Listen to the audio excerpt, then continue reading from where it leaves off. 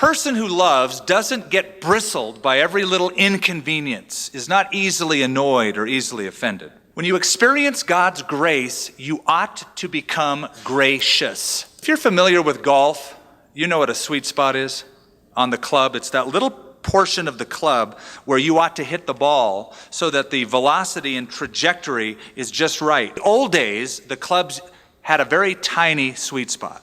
Today, they've redesigned them, and a professional will show you a modern club and say, these clubs are more forgiving than the old kind of clubs because they have an expanded sweet spot. You know, that's how Christians ought to be. We ought to have a pretty good-sized sweet spot. We shouldn't be like the old clubs where they demand near perfect performance. But there's that sweetness about us, generous with the faults of others.